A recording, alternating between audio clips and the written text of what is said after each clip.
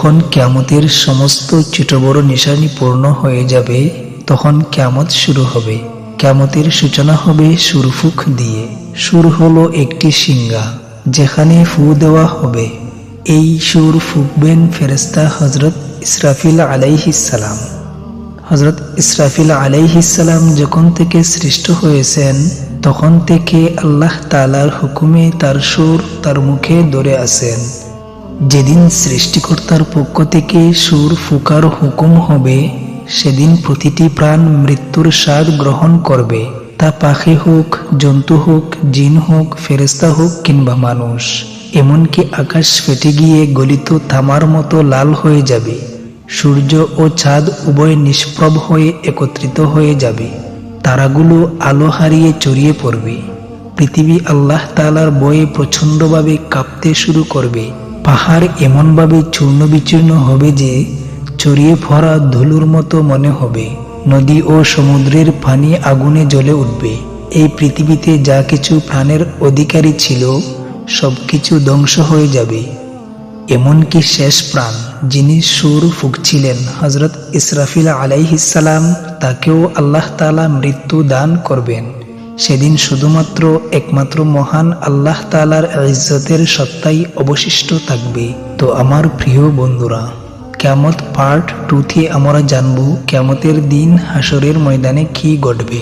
আমরা গুনাহগার উম্মতদের সাথে জান্নাত ও জাহান্নামে কি ঘটবে, তা এই গল্পে জানতে পারবো। আমি আপনাদের অনুরোধ করছি, এই গল্পটা পুরোটা শুনুন। আর হ্যাঁ, একটা লাইক দিয়ে শেয়ার করে আপনার বন্ধু ও পরিবারের সদস্যদেরও দেখান। তারপর যখন আল্লাহ তাআলার ইচ্ছা হবে, তিনি আবার হযরত ইসরাফিল আলাইহিস সালামকে জাগিয়ে তুলবেন। তাকে আবার সুর ফুঁকার হুকুম দেওয়া হবে। তিনি সুর ফুঁকলে হযরত আদম আলাইহিস সালাম থেকে শুরু করে কিয়ামত পর্যন্ত যত প্রাণ এসেছিল, সবাইকে আবার জাগিয়ে তোলা হবে। সেই সময় সবার আগে কবর থেকে বেরিয়ে আসবেন সৃষ্টির সেরা নবীদের ইমাম হযরত মুহাম্মদ মুস্তাফা সাল্লাল্লাহু আলাইহি ওয়াসাল্লাম। এরপর হযরত মুসা আলাইহিস সালাম তার কবর থেকে উঠে দাঁড়াবেন। তারপর বাকি সবাই কবর থেকে বের হতে শুরু করবে। তারা সবাইকে হাসরের ময়দানে নিয়ে আসা হবে। সেখানে সব পুরুষ ও নারী উলঙ্গ দেহে খালি পায়ে থাকবে। কিন্তু ভয় ও আতঙ্কের কারণে কেউ কারো দিকে তাকানোর মতো সংজ্ঞাও পাবে না। কারণ হাসরের ময়দানে সূর্য 10 গুণ বেশি তীব্র হবে। প্রত্যেকে মনে করবে সূর্য যেন মাটি থেকে মাত্র কয়েক গজ দূরে। রোদের তীব্রতার কারণে মানুষ ঘামে ভিজে যাবে। সেদিন 7 প্রকারের মানুষ আল্লাহর আরশের ছায়া পাবে। নবী করিম সাল্লাল্লাহু আলাইহি ওয়াসাল্লাম বলেছেন, রোদ আর তৃষ্ণার কারণে মানুষ তড়পাবে। কেউ কারো খোঁজ নেওয়ার মতো অবস্থায় থাকবে না। এই অবস্থায় হাজার হাজার বছর কেটে যাবে। অবশেষে মানুষ অস্থির হয়ে পরস্পরে পরামর্শ করে হযরত আদম আলাইহিস সালামের কাছে যাবে। তারা বলবে, হে আমাদের পিতা, আপনি আমাদের সাথে এগিয়ে যান। আল্লাহর কাছে আরজ করুন, হে আল্লাহ, এই কঠিন পরিস্থিতি সহ্য করা আমাদের পক্ষে অসম্ভব। আমাদের হিসাব নিয়ে নিন, যাতে আমরা যেখানে যাব সেখানে তাড়াতাড়ি পৌঁছে যাই। এই কষ্ট আমাদের সহ্যের বাইরে। কিন্তু হযরত আদম আলাইহিস সালাম তখন বলবেন, না, আমি ভুল করে সেই ফল খেয়েছিলাম। সেই ফলের কারণে আমি 300 বছর কেঁদে কেঁদে ক্ষমা চেয়েছিলাম। হাদিসে এসেছে, সমস্ত মানুষের অশ্রুর 10 ভাগের 1 ভাগ আর বাকি 9 ভাগ অশ্রু হযরত আদম আলাইহিস সালামের সেই 300 বছরের কান্নায় বেরিয়েছিল। তারপর আল্লাহ তাআলা তার তওবা কবুল করেছিলেন। এত কান্না আর ক্ষমা প্রার্থনার পর তিনি বাইতুল্লাহ শরীফ নির্মাণ করেছিলেন এবং 30 বার পায়ে হেঁটে হজ করেছিলেন। কিন্তু কিয়ামতের দিন তিনি তবুও বলবেন, না, আমি আল্লাহ রাব্বুল আলামিনের ইজ্জতের সামনে যেতে লজ্জাবোধ করছি। ভেবে দেখুন, হযরত আদম আলাইহিস সালামের তওবা কবুল হয়ে গেছে, তবুও তিনি এমন বলেছেন, যখন কিয়ামতের দিন আমাদের পূর্বপুরুষের এই অবস্থা হবে, তখন আমরা যারা গুনাহ নিয়ে যাব, তওবা না করে মরে যাব, তাদের জন্য কিয়ামতের দিন আল্লাহর সামনে দাঁড়ানো কতটা কঠিন হবে। তারপর হযরত আদম আলাইহিস সালাম সবাইকে বলবেন, তোমরা হযরত নূহ আলাইহিস সালামের কাছে যাও। তখন সব মানুষ হযরত নূহ আলাইহিস সালামকে খুঁজতে শুরু করবে। যখন তাকে পাওয়া যাবে, মানুষ আরজ করবে, হে দ্বিতীয় আদম, আমাদের জন্য আল্লাহর কাছে সুপারিশ করুন, আমাদের আল্লাহর সামনে পেশ করুন। কিন্তু হযরত নূহ আলাইহিস সালাম বলবেন, না, আমি আমার ছেলের জন্য দোয়া করেছিলাম। আল্লাহ তাআলা বলেছিলেন, হে নূহ, এমন দোয়া করো না। আমি ভয় পাই যে আমি কেন এমন দোয়া করেছিলাম। আমি তখনই আল্লাহর কাছে ক্ষমা চেয়েছিলাম, তাই আমি আল্লাহর সামনে পেশ হতে পারবো না। হযরত নূহ আলাইহিস সালামের আসল নাম ছিল আব্দুল গফফার, কিন্তু সেই দোয়ার পর তিনি এত কাঁদলেন যে তার নাম হয়ে গেল নূহ, যার অর্থ কাঁদনেওয়ালা। এত কান্নার পরও কিয়ামতের দিন আল্লাহর সামনে যেতে তার এত ভয় হবে, তাহলে আমাদের কথা ভাবুন। আমরা তো গুনাহের জন্য কাঁদিও না, বরং গুনাহ করে খুশি হয়ে অন্যদের বলি, আমি এই গুনাহ করেছি। তাহলে কিয়ামতের দিন আমরা কিভাবে আল্লাহর সামনে দাঁড়াবো? তারপর হযরত নূহ আলাইহিস সালাম বলবেন, তোমরা হযরত ইব্রাহিম আলাইহিস সালামের কাছে যাও। তখন সব মানুষ হযরত ইব্রাহিম আলাইহিস সালামকে খুঁজে তার কাছে আরজ করবেন, হে আল্লাহর খলিল, আমাদের আল্লাহর সামনে পেশ করুন। কিন্তু তিনি বলবেন, না, আজ আমি আল্লাহর কাছে যেতে ভয় পাচ্ছি, কারণ আমার জীবনে 3টি ঘটনা ছিল, যা মাসলাহাতের জন্য হলেও সত্যের বিপরীত ছিল। প্রথম ঘটনা ছিল, তার সম্প্রদায় তাকে কোথাও নিয়ে যেতে চেয়েছিল। তিনি বলেছিলেন, আমি অসুস্থ। আসলে তাদের সাথে যাওয়া ছিল রুহানি অসুস্থতা, তাই তিনি তাদের কাছে অজুহাত দেখিয়েছিলেন। আল্লাহ তাআলা কোরআনে বলেছেন, তিনি বলেছিলেন, আমি অসুস্থ। এখানে তিনি অসুস্থতার অজুহাত দিয়েছিলেন, যা সত্যের বিপরীত ছিল। তাই তিনি বলবেন, আমি আল্লাহর সামনে যেতে লজ্জাবোধ করছি। দ্বিতীয় ঘটনা ছিল, তিনি তার স্ত্রী হযরত সারা রাদিয়াল্লাহু তাআলা আনহাকে নিয়ে মিশরের কাছ দিয়ে যাচ্ছিলেন। সেখানে এক জালিম বাদশাহ ছিল। তার নিয়ম ছিল, যেখানে সুন্দরী নারী দেখবে তাকে ধরে আনতে হবে। আল্লাহ তাআলা হযরত সারাকে সৌন্দর্যের সাসে গড়েছিলেন। সৈন্যরা তাকে দেখে ধরে নিয়ে গেল। বাদশাহর নিয়ম ছিল, যদি নারীর স্বামী থাকে তাকে হত্যা করা হতো, কিন্তু ভাই বা বাবা থাকলে হত্যা করা হতো না। হযরত ইব্রাহিম আলাইহিস সালামের কাছে জিজ্ঞাসা করা হলো, আপনি এই নারীর কে? তিনি নিজের জান বাঁচাতে বললেন, এ আমার বোন। আল্লাহ তাআলা বলেছেন, ইমানদাররা ভাই বোন। তাই ইমানের সম্পর্কে মুমিন পুরুষ ও মুমিনা নারীকে ধর্মীয় ভাই বোন বলা হয়। তিনি এই সম্পর্কের কথা বলে হযরত সারাকে বোন বলেছিলেন। এটা শরীয়তের দৃষ্টিকোণে একেবারে জায়েজ ছিল, কিন্তু তবুও তিনি লজ্জাবোধ করবেন। তৃতীয় ঘটনা ছিল, তিনি মূর্তি ভেঙেছিলেন। কাফিররা এসে জিজ্ঞাসা করল, আমাদের মাবুদকে খেয়ে ভাঙল। তিনি বললেন, তোমরা তাকে জিজ্ঞাসা করো যে তোমাদের মূর্তির চেয়ে বড় মূর্তি। তিনি মূর্তি ভেঙে কোটার বড় মূর্তির উপর রেখেছিলেন। এটা তাদের বোঝানোর জন্য করেছিলেন, কিন্তু এটাও সত্যের বিপরীত ছিল। তাই তিনি বলবেন, আল্লাহর খলিল হওয়া সত্ত্বেও আমি আল্লাহর সামনে যেতে লজ্জাবোধ করছি। আমরা যারা দিনরাত মিথ্যা কসম খাই, মিথ্যা সাক্ষ্য দেই, দুনিয়ার লজ্জা থেকে বাঁচতে মিথ্যা কথা বলি, কিয়ামতের দিন আমাদের কত লজ্জা হবে। তারপর হযরত ইব্রাহিম আলাইহিস সালাম বলবেন, তোমরা হযরত মূসা কালিমুল্লাহর কাছে যাও। সব মানুষ হযরত মূসা আলাইহিস সালামের কাছে গিয়ে বলবেন, হে কালিমুল্লাহ, আমাদের জন্য সুপারিশ করুন। কিন্তু তিনি বলবেন, না, আমি তোমাদের জন্য সুপারিশ করতে পারবো না, কারণ একবার আমার বিরোধী একজন আমার অনুসারীদের সাথে ঝগড়া করছিল। আমি তাকে উপদেশ দেওয়ার জন্য একটা ঘুষি মেরেছিলাম, কিন্তু সে ঘুষিতে সে মারা গিয়েছিল। আমি আল্লাহর কাছে ক্ষমা চেয়েছিলাম, কিন্তু তবুও সে আমার ঘুষিতে মারা গিয়েছিল। তাই আমি আল্লাহর সামনে যেতে লজ্জাবোধ করছি। তারপর হযরত মূসা আলাইহিস সালাম বলবেন, তোমরা হযরত ঈসা আলাইহিস সালামের কাছে যাও। সব মানুষ হযরত ঈসা আলাইহিস সালামের কাছে গিয়ে বলবে, কিন্তু তিনিও বলবেন, না, আমি আল্লাহর সামনে যেতে ভয় পাচ্ছি, কারণ আমার উম্মত আমাকে ও আমার মাকে আল্লাহর সাথে শরীক করে ফেলেছিল। আজ আল্লাহ যদি আমাকে জিজ্ঞাসা করেন, তুমি কি বলেছিলে আমাকে ও আমার মাকে আল্লাহর সাথে শরীক করতে? তাই আমি আল্লাহর সামনে যেতে ভয় পাচ্ছি। তারপর হযরত ঈসা আলাইহিস সালাম বলবেন, তোমরা আল্লাহর প্রিয় নবী হযরত মুহাম্মদ মুস্তাফা সাল্লাল্লাহু আলাইহি ওয়াসাল্লামের কাছে যাও। তখন সবাই নবী করিম সাল্লাল্লাহু আলাইহি সাল্লামের কাছে যাবে। সেই সময় আল্লাহ তাআলা নবীদের জন্য মিম্বর স্থাপন করবেন। সব নবী তাদের মিম্বরে বসবেন, কিন্তু আল্লাহর প্রিয় নবী হযরত মুহাম্মদ মুস্তাফা সাল্লাল্লাহু আলাইহি ওয়াসাল্লাম মিম্বরে বসবেন না।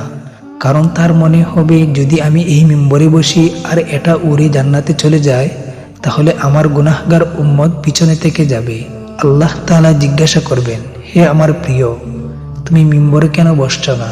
তিনি আরজ করবেন, হে আল্লাহ, আমার উম্মতের গুনাহগারদের ফয়সালা এখনো হয়নি, আমি কিভাবে মিম্বরে বসি? তখন আল্লাহ তাআলা তার উপর একটা বিশেষ তাজাল্লি নাজিল করবেন। নবী পাক সাল্লাল্লাহু আলাইহি ওয়াসাল্লাম বলেছেন, সেই তাজাল্লির পর আল্লাহ তাআলা আমাকে মাকামে মাহমুদ দান করবেন। আমি সেখানে গিয়ে একটি সিজদা করব। সিজদায় আল্লাহর এমন প্রশংসা করব যা আগে কেউ করেনি, পরেও কেউ করবে না। কাঁদতে কাঁদতে সিজদা করব। আল্লাহ আমার সিজদা কবুল করবেন। তিনি জিজ্ঞাসা করবেন, হে আমার প্রিয়, তুমি কি চাও? আমি বলবো, হে আল্লাহ, আপনার বান্দাদের হিসাব নিয়ে নিন। আল্লাহ তাআলা বলবেন, আচ্ছা, তোমাদের হিসাবের জন্য পেশ করো। রিওয়ায়াতে আছে, যখন ইজাজত দেওয়া হবে, তখন নবী করিম সাল্লাল্লাহু আলাইহি সাল্লাম হযরত আবু বকর রাদিয়াল্লাহু তাআলা আনহুকে হাতে ধরে আল্লাহর সামনে পেশ করতে চাইবেন, যাতে হিসাব শুরু হয়। এটা শুনে হযরত আবু বকরের চোখে পানি এসে যাবে। তিনি বলবেন, হে আল্লাহর নবী, আমি আমার জীবনের শেষ সময়ে মুসলমান হয়েছিলাম। আমার জীবনের বেশিরভাগ সময় ইসলামের আগে কেটেছে, তাই আমি চাই না আমাকে আগে পেশ করা হোক। কিন্তু আল্লাহর প্রিয় নবী বলবেন, আবু বকর, তোমাকে আগে যেতে হবে। যখন হযরত আবু বকর এগিয়ে যাবেন, তিনি ঠিক তাই করবেন যা নবী করিম সাল্লাল্লাহু আলাইহি সাল্লাম করেছিলেন। তিনি আল্লাহর সামনে সিজদায় পড়ে যাবেন এবং কাঁদতে শুরু করবেন। কিতাবে লেখা আছে, সিদ্দিকে আকবর রাদিয়াল্লাহু তাআলা আনহু এত কাঁদবেন যে আল্লাহ তাআলা বলবেন, হে আমার প্রিয়ের প্রিয় বন্ধু, কেন কাঁদছো? সিজদা থেকে মাথা তুলে বলো, তুমি কি চাও? আল্লাহ তাআলা তার সিজদা কবুল করবেন এবং তার উপর একটি বিশেষ তাজাল্লি নাজিল করবেন। হাদিসে আছে, কিয়ামতের দিন আল্লাহ তাআলা সব বান্দাদের উপর সাধারণ তাজাল্লি নাজিল করবেন, কিন্তু হযরত আবু বকর রাদিয়াল্লাহু তাআলা আনহুর উপর বিশেষ তাজাল্লি নাজিল করবেন। আল্লাহ তাআলা তার প্রিয় নবীর এই বন্ধুর প্রতি এত খুশি হবেন যে বিশেষ তাজাল্লি নাজিল করবেন। তারপর হযরত উমর রাদিয়াল্লাহু তাআলা আনহুকে পেশ করা হবে। হাদিসে বর্ণিত আছে, যখন হযরত উমর এগিয়ে যাবেন, আল্লাহ তাআলা বলবেন, হে উমর, তোমার উপর শান্তি বর্ষিত হোক। আরেকটি হাদিসে বর্ণিত আছে, কিয়ামতের দিন সবার আগে আল্লাহ তাআলা যাকে সালাম দেবেন, তিনি হবেন হযরত উমর রাদিয়াল্লাহু তাআলা আনহু। তিনি এমন পবিত্র জীবনযাপন করেছিলেন যে তার আমল দেখে আল্লাহ তাআলা খুশি হবেন। তারপর আল্লাহর প্রিয় হযরত উসমান রাদিয়াল্লাহু তাআলা আনহুকে পেশ করা হবে। কিতাবে লেখা আছে, যখন হযরত উসমান রাদিয়াল্লাহু তাআলা আনহু আল্লাহর সামনে পেশ হবেন, আল্লাহ তাআলা তার হিসাব খুব দ্রুত নিয়ে নেবেন। কারণ একবার ঈদের দিন ছিল, নবী করিম সাল্লাল্লাহু আলাইহি সাল্লাম ঈদের নামাজের জন্য যাচ্ছিলেন। হযরত আয়েশা রাদিয়াল্লাহু তাআলা আনহা বললেন, হে আল্লাহর প্রিয়, কিছু দিন যাতে আমরা রান্না করতে পারি। মদিনার বিধবা ও এতিমরা আশা নিয়ে আসবে, আমি তাদের কিছু দিতে পারবো। নবী করিম সাল্লাল্লাহু আলাইহি সাল্লাম বললেন, আমার কাছে এখন কিছু নেই। তিনি নামাজের জন্য চলে গেলেন। ফিরে এসে দেখলেন ঘরে সব রান্না হয়ে গেছে, মদিনার বিধবা ও এতিমরা নিয়ে যাচ্ছে। নবী করিম সাল্লাল্লাহু আলাইহি সাল্লাম জিজ্ঞাসা করলেন, এটা কোথা থেকে এলো? হযরত আয়েশা রাদিয়াল্লাহু তাআলা আনহা বললেন, আপনি নামাজের জন্য গেলে হযরত উসমান আপনার সব স্ত্রীর জন্য উপহার হিসেবে এক একটা উট ভর্তি সামগ্রী পাঠিয়েছেন। এটা শুনে নবী পাক এত খুশি হলেন যে দোয়া করলেন, হে রহমান, তুমি উসমানের হিসাব সহজ করে দাও। সেই দোয়া কবুল হবে এবং হযরত উসমানের হিসাব খুব দ্রুত নেওয়া হবে। তারপর হযরত আলী রাদিয়াল্লাহু তাআলা আনহুকে আল্লাহর সামনে পেশ করা হবে। হাদিসে বর্ণিত আছে যে কিয়ামতের দিন সবচেয়ে সহজ ও দ্রুত হিসাব হবে হযরত আলীর। যখন নবী পাকের 4 বন্ধু পেশ হয়ে যাবেন, তখন আল্লাহ তাআলা জালাল জামালে রূপান্তরিত হবেন। তিনি বলবেন, আজ আমার নেক বান্দাদের আলাদা করো। তখন কাফির ও মুশরিকদের একদিকে করা হবে আর নেক বান্দাদের আরেক দিকে। তারপর সব আমলের হিসাব নেওয়ার পর আল্লাহ তাআলা বলবেন, জাহান্নামের উপরে স্থাপিত ফুলসিরাত পার হয়ে নেক মানুষরা জান্নাতে যাক। যখন মুমিন বান্দারা ফুলসিরাত পার হতে শুরু করবে, কিছু মুমিন এমন হবে যারা বিদ্যুতের গতিতে পার হয়ে যাবে, কেউ বাতাসের গতিতে, কেউ ঘোড়ার গতিতে, কেউ দৌড়ানো মানুষের গতিতে, কেউ হাঁটার গতিতে। আর কেউ হামাগুড়ি দিয়ে পার হবে। যারা পুলসিরাত পার হয়ে যাবে আল্লাহ তাআলা তাদের জান্নাত দান করবেন। পুলসিরাতের উপর দিয়ে সবাইকে পার হতে হবে। যখন তারা পার হয়ে যাবে নবী করিম সাল্লাল্লাহু আলাইহি সাল্লাম ভাববেন, আমার উম্মতের সবাই আমার সাথে এসে গেছে, তারা জাহান্নাম থেকে মুক্ত হয়েছে। তিনি তাদের নিয়ে জান্নাতে চলে যাবেন। জান্নাতে অনেক অনেক সময় কেটে যাবে, কিন্তু যে মুসলমানরা পুলসিরাত পার হতে গিয়ে জাহান্নামে পড়ে যাবে তাদের শাস্তি হবে। জাহান্নামের সবচেয়ে উপরের স্তরের ইমানদার গুনাহগাররা থাকবে। অনেক সময় পার হয়ে গেলে আল্লাহ তাআলা তার হিকমতের মাধ্যমে তাদের ও কাফির মুশরিকদের মাঝে আগুনকে কাছের মতো করে দিবেন। কাফির ও মুশরিকরা যখন গুনাহগার মুসলমানদের দেখবে যে তারাও জাহান্নামের আগুনে জ্বলছে, তখন তারা মুসলমানদের তাচ্ছিল্য করে বলবে, আমরা তো আল্লাহকে অস্বীকার করতাম তাই জ্বলছি, কিন্তু তোমরা তো আল্লাহ ও তার রাসূলকে মানতে, তবুও তোমরা আমাদের মতো জ্বলছো। তোমাদের খোদা তোমাদের কি কাজে এলো? হাদিসে বর্ণিত আছে, যখন জাহান্নামের কাফিররা গুনাহগার মুসলমানদের তাচ্ছিল্য করবে তখন আল্লাহ তাআলা হযরত জিবরাইল আলাইহিস সালামকে ডাকবেন। তিনি বলবেন, হে জিবরাইল, আজ আমার বান্দাদের তাচ্ছিল্য করা হচ্ছে, তাদের সাথেও তাই হচ্ছে যা অমানুষদের সাথে হচ্ছে। যাও জাহান্নামের অবস্থা দেখে এসো। জিবরাইল আলাইহিস সালাম জাহান্নামে যাবেন। জাহান্নামের দরজায় তার দারোগা মালিক দাঁড়িয়ে থাকবেন। তিনি দরজা খুলে জিবরাইল আলাইহিস সালামকে ভেতরে প্রবেশ করাবেন। গুনাহগার মুসলমানরা তাকে দেখে ফেরেশতাদের জিজ্ঞাসা করবে, ইনি কে? তখন তাদের বলা হবে, এই সেই ফেরেশতা যিনি তোমাদের নবীর কাছে ওহী নিয়ে যেতেন। যখন নবী পাকের কথা উঠবে তখন গুনাহগাররা তার কথা স্মরণ করবে। তারা বলবে, ইয়া মুহাম্মদ, ইয়া মুহাম্মদ। জাহান্নামের লোকেরা কাঁদতে কাঁদতে জিবরাইল আলাইহিস সালামকে বলবে, হে জিবরাইল, আপনি নবী পাকের কাছে আল্লাহর বাণী নিয়ে যেতেন। আজ আমাদের গুনাহগারদের বাণীও আমাদের সর্দার রাসূল সাল্লাল্লাহু আলাইহি সাল্লামের কাছে পৌঁছে দিন। বলুন, হে আকা, আপনি আমাদের ভুলে গেছেন, আমরা জাহান্নামের আগুনে জ্বলছি আর আপনি জান্নাতে আছেন। জিবরাইল আলাইহিস সালাম তাদের সাথে ওয়াদা করবেন, আমি তোমাদের বাণী আল্লাহর প্রিয় নবী সাল্লাল্লাহু আলাইহি সাল্লামের কাছে পৌঁছে দেব। যখন জিবরাইল আলাইহিস সালাম জাহান্নাম থেকে বের হবেন, আল্লাহ তাআলা বলবেন, হে জিবরাইল, তুমি আমার প্রিয় নবীর গুনাহগার উম্মতদের সাথে যে ওয়াদা করেছো তা পূরণ করো। জিবরাইল আলাইহিস সালাম জান্নাতে যাবেন। তখন নবী করিম সাল্লাল্লাহু আলাইহি সাল্লাম জান্নাতুল ফিরদাউসের নবীদের মজলিসে মিম্বরে বসে থাকবেন। তাকে দেখে নবী পাক বলবেন, হে জিবরাইল, আজ কিভাবে এলে? জিবরাইল আরজ করবেন, আমি আজ আপনার উম্মতের গুনাহগারদের বাণী নিয়ে এসেছি। এটা শুনে নবী পাক সাল্লাল্লাহু আলাইহি সাল্লাম আহ্বান করবেন। তিনি বলবেন, আমার তো খেয়ালই ছিল না যে আমার উম্মতের কিছু গুনাহগার এখনো জাহান্নামে আছে। তখন নবী করিম সাল্লাল্লাহু আলাইহি সাল্লাম আল্লাহর সামনে সিজদায় পড়ে যাবেন। তিনি বলবেন, হে পরওয়ারদিগার, আমার উম্মতের গুনাহগারদের মাফ করে দিন। আল্লাহ তাআলা তাকে শাফাআতে কুবরার অনুমতি দেবেন। তিনি বলবেন, হে আমার প্রিয়, তুমি যার যার জন্য শাফাআত করতে চাও করো, আমি তাকে জাহান্নাম থেকে বের করে দেব। শাফাআতে কুবরা এই সুসংবাদ শুনে নবী করিম সাল্লাল্লাহু আলাইহি সাল্লাম জাহান্নামের দিকে রওনা হবেন। জিবরাইল আলাইহিস সালাম ঘোষণা করবেন, হে জান্নাতীরা, নবী করিম সাল্লাল্লাহু আলাইহি সাল্লাম জাহান্নামীদের শাফাআতের জন্য যাচ্ছেন, তোমরাও সাথে চলো। তখন নবী পাকের সাথে শাফাআতের জন্য একটি বড় শোভাযাত্রা চলবে। নবী করিম সাল্লাল্লাহু আলাইহি সাল্লাম শাফাআত করবেন, অন্য নবীরাও শাফাআত করবেন, জান্নাতীরাও শাফাআত করবেন। যে যাকে চিনবে তাকে জাহান্নাম থেকে বের করে নেওয়া হবে।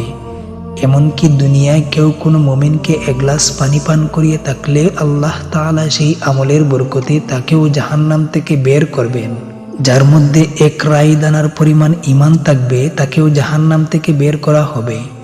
যখন সবাই শাফাআত করে শেষ করবে, আল্লাহ তাআলা বলবেন, হে আমার প্রিয়, আমি তোমার সাথে যে ওয়াদা করেছিলাম আমি তোমার উম্মতের 3 মুঠো ভরে জাহান্নাম থেকে বের করব। তখন আল্লাহ তাআলা তার কুদরতের 2 হাত দিয়ে জাহান্নাম থেকে 3 মুঠো ভরে বের করবেন। যেমন মানুষ 2 হাতে আটা তুলে নেয়, তেমনি এই মুঠো এই উম্মতের সর্ব মানুষ থাকবে। আল্লাহ তাআলা তার রহমতে তাদের জাহান্নাম থেকে বের করে দেবেন। কিন্তু জাহান্নাম থেকে বের হওয়া মানুষদের দেহ জ্বলে কয়লা হয়ে গেছে। আল্লাহ তাআলার হুকুম হবে, এদের নহরে হায়াতের পানি দিয়ে গোসল করাও। যখন তাদের গোসল করানো হবে তাদের দেহ ঠিক হয়ে যাবে, কিন্তু তাদের কপালে উৎকা ও রহমান নাম লেখা হবে। রহমান তার রহমতে তাদের ক্ষমা করে দিয়েছেন, তারপর তাদের জান্নাতে পাঠানো হবে। এখন নবী পাক সাল্লাল্লাহু আলাইহি সাল্লামের উম্মতের কোনো গুনাহগারও পিছনে থাকবে না, সবাইকে ক্ষমা করা হবে। যখন এই মানুষরা জান্নাতে জীবনযাপন শুরু করবে, তখন আগে থেকে জান্নাতে থাকা জান্নাতীরা তাদের দেখে ঠাট্টা করবে।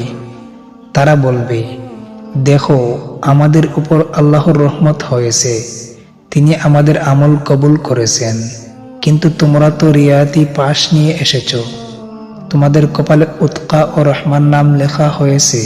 যে জান্নাতীদের কপালে উৎকা ও রহমান নাম লেখা থাকবে, তারা এই কথায় কষ্ট পাবে। তখন তারা সবাই আল্লাহর কাছে দোয়া করবে, হে আল্লাহ, আপনি আমাদের জাহান্নাম থেকে মুক্তি দিয়েছেন, কিন্তু আমাদের কপালে একটি মোহরও লাগিয়ে দিয়েছেন। এর কারণে সবাই বুঝে যাচ্ছে আমরা নিজেরাও এর যোগ্য ছিলাম না, আমরা রিয়ায়তি পাশ নিয়ে এসেছি। হে আল্লাহ, আমাদের এই থেকে রক্ষা করুন। আল্লাহ তাআলা তাদের এই ফরিয়াদ কবুল করবেন।